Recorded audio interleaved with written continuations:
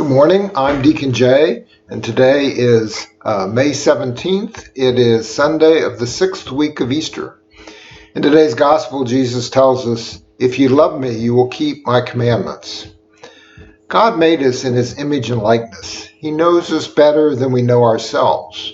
He knows what is best for us. He knows what we need to keep out of trouble, that is sin. He also knows how we should return his love for us.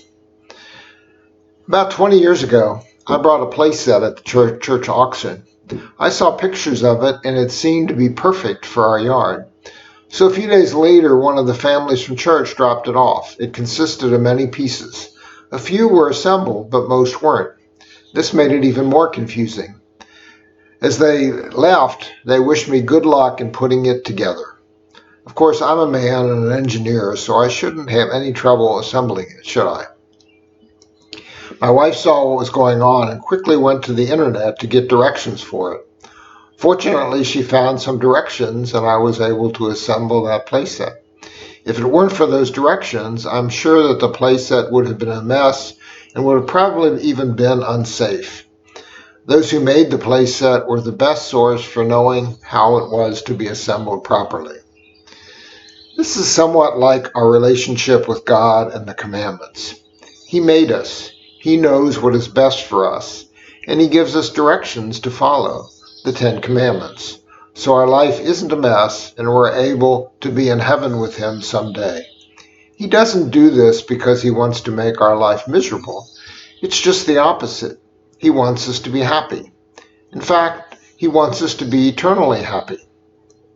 So if our playset, that is our life, is a mess, it's likely due to us not following the directions, the 10 Commandments.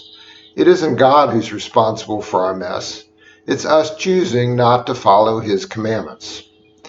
Getting back to the playset, 3 years ago, a tree fell on that playhouse, and it was almost completely destroyed. But based upon how I remembered it was put together in the first place and what I had left over after a tree fell on it, I rebuilt it and got it back up and going. Then, a week ago, another tree fell on the playhouse. This time it just destroyed a little bit of the top of the playset. So, after taking some pictures and marking some parts, I disassembled it and gave it to my son. I decided I had enough with the playset and the trees falling on it, and he rebuilt it in his yard. So let us thank God for giving us directions on how we are to live our lives. God bless.